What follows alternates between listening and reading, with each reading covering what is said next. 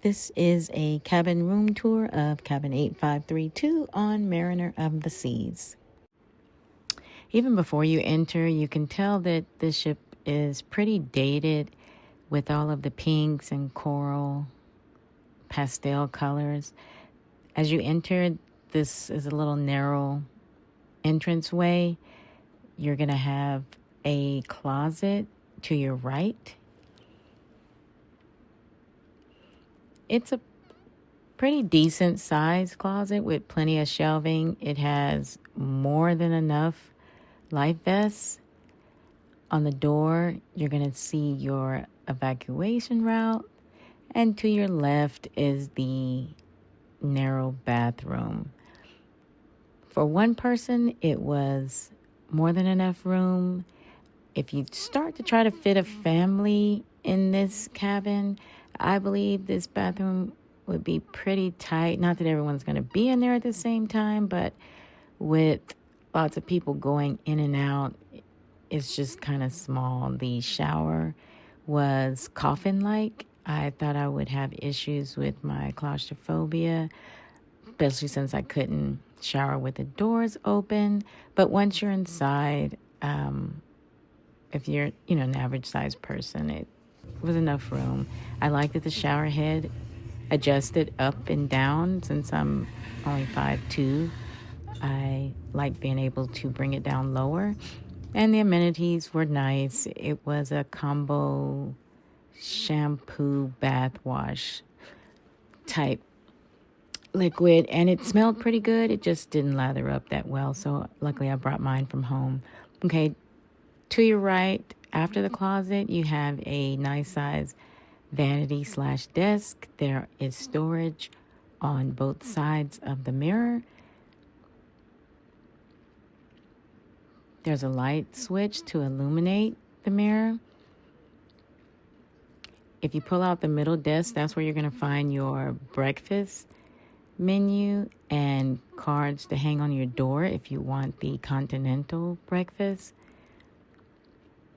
Above the television, there is a cabinet with a safe. It did not fit my laptop, but it was big enough to fit an iPad. Below that, you're going to have your TV and then your cooler. It's not a fridge because it barely got cold, but it is cool enough to keep water above room temperature or below room temperature, however you want to classify it.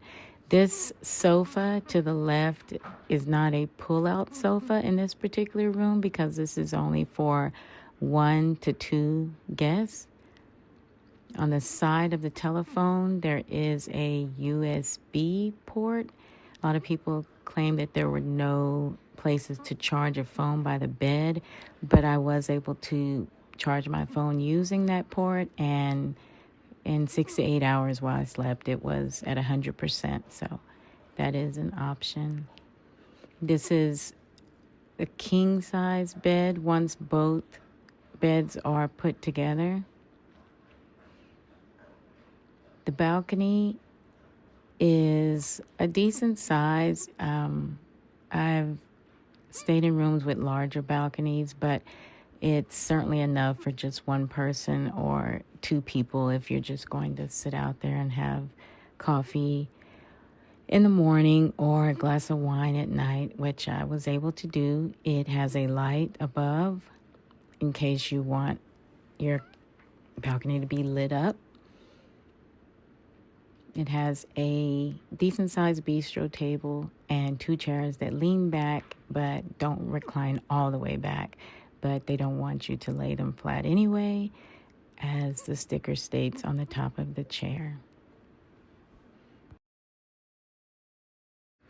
Okay, we're going to go back inside. And from this view, you can tell that this is a pretty long cabin, which is why it's classified as a spacious ocean view balcony cabin. It is plenty enough room for 3 or 4 passengers, not this particular room number, but the ones that do hold 4 people. That sofa is going to pull out into a bed.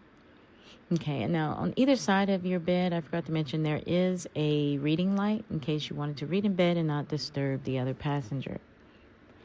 Under the bed, there is plenty of room to store your suitcases to free up space in the closet. And there is a curtain or divider in between the sofa and the bed to kind of break up the space a little bit. It only comes out about 2 or 3 feet, but it will block some of the light if someone's watching television on the sofa while other people are sleeping.